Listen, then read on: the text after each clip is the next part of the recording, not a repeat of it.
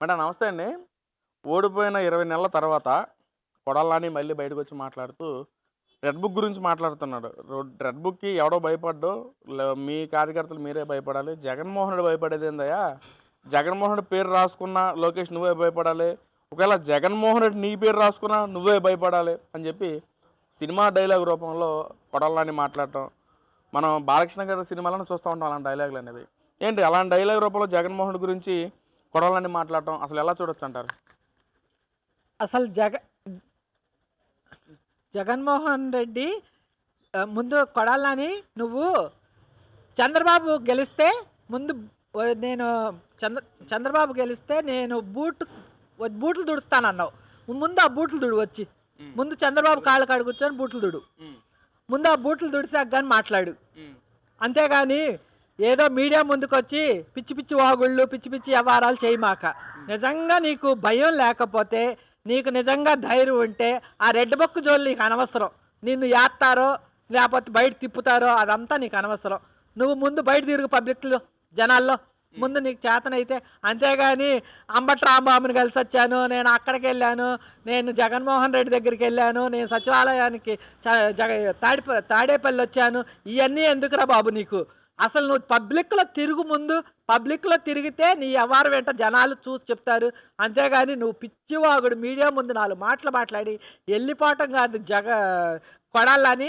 అసలు నువ్వు ముందు చేయాల్సిన పని ఏంటంటే, ముందు నువ్వు ఒప్పుకున్నావు కాబట్టి బాబు గారు బూట్ కాల్ తుడు, అప్పుడు కానీ తర్వాత నెక్స్ట్ మాట్లాడదాం. హ్మ్.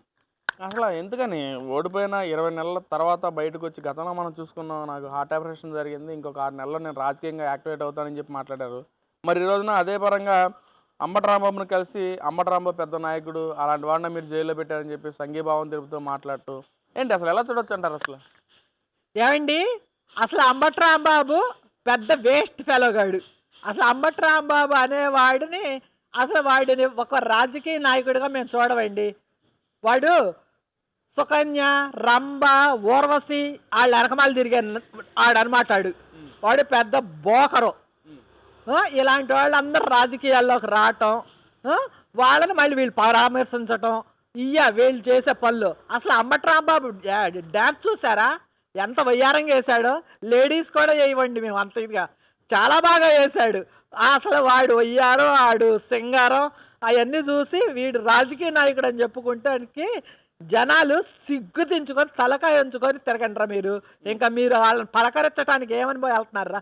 సిగ్గు సరవ ఉండాలి మీకు ముందు కొంచెం అన్నా. హ్మ్. అంటే అంబటి రాంబాబు కాపు నాయకుడు. కాపుల్ని లోపలేసారు చంద్రబాబు. ఇంక మామూలుగా ఉండదు. జగన్ 2.0 ఏంటో చూపిస్తాం.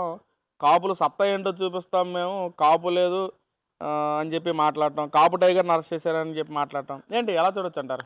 ఏమండి, ఆడు కాపు అన్నప్పుడు పదవుల్లో ఉన్నప్పుడు ఏం చేశాడు? కాపు సంఘాన్ని అంతాన్ని. అప్పుడు మరి వాళ్ళని కాపు సంఘాలు గుర్తు రాలేదా? ఈరోజు ఏమీ లేదు. పవన్ కళ్యాణ్‌కి వాళ్ళని పవన్ కళ్యాణ్ ఈరోజు కూటమిలో ఉన్నాడు.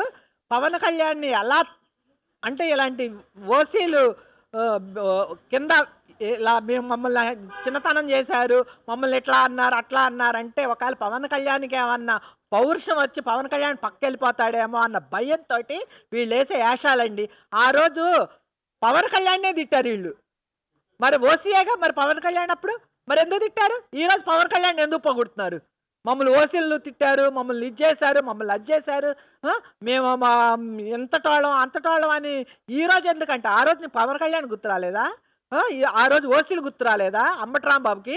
ఈరోజు అంబటి రాంబాబు కూతురు మాట్లాడుతుంది. అమ్మా తల్లి, నీకు నాన్న ఎలాంటోడో ముందు తెలుసుకో.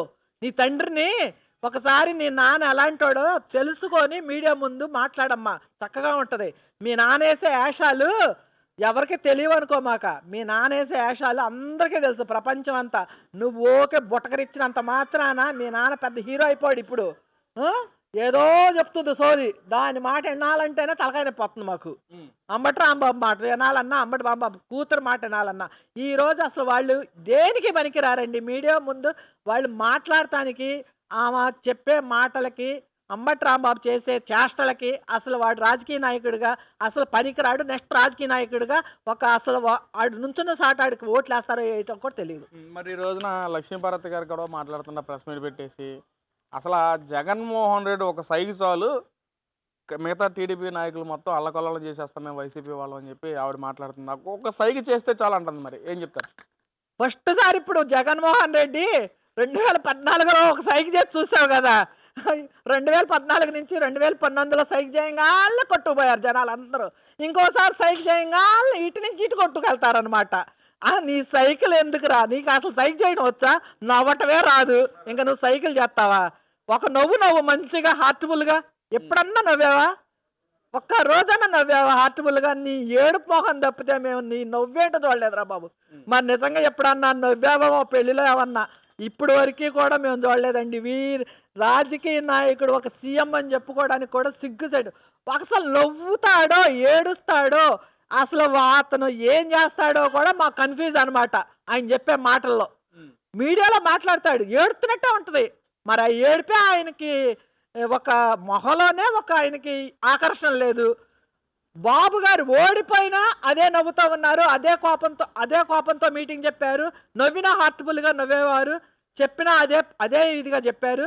అంతేగాని నీలాగా అసలు మాట్లాడతాడు ఏదో అంట, ఒక్క ముక్క అర్థం అయి సావదు. వీణ సీఎం అవుతాడా రేపు నెక్స్ట్ 29లో? ఇక నీలాంటి ఎవరన్నా ఇలాగే అనేవాళ్ళే ఓట్లు వేయాలి. అంతేగాని మంచిగా చదువుకున్న ఎడ్యుకేటెడ్ కానీ నాలెడ్జీ తెలిసిన వాళ్ళు ఎవరైనా సరే నీకు ఓటు అనేది నీకు వేయటానికి ఎవ్వరు ఇష్టపడరు.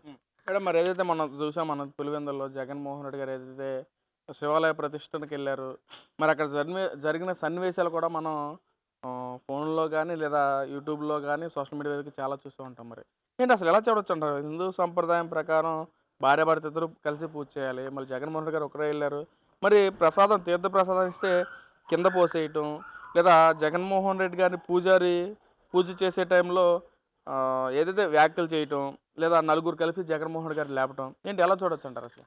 అసలు జగన్మోహన్ రెడ్డి హార్ట్ఫుల్గా అది సాంప్రదాయ పద్ధతిలో కూర్చుంటే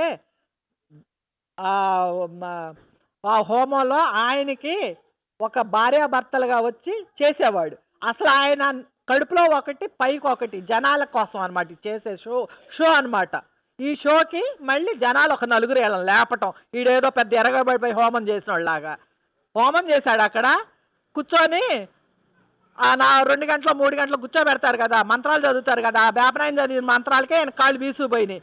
మళ్ళీ చంద్రబాబు గారిని ఎక్కిరించటం, నువ్వు ముసలోడివి, నువ్వు బాబు గారి కంటే పెద్ద ముసలోడురా చెప్పాలంటే, ఎందుకంటే నీ కాళ్ళు ఇప్పుడు వంగట్లేదు. బాబు గారు ఎప్పటికైనా సరే ఆయన హీరో, యంగ్, ఆయన ఎప్పుడు కూడా 100 ఏళ్ళు వచ్చినా కానీ అలాగే ఉంటాడు. నువ్వు ఇంకొక 10 ఏళ్ళు పోతే నిన్ను చేయిపుచ్చుకొని తీసుకెళ్ళాలి, అదనమాట నీ పరిస్థితి.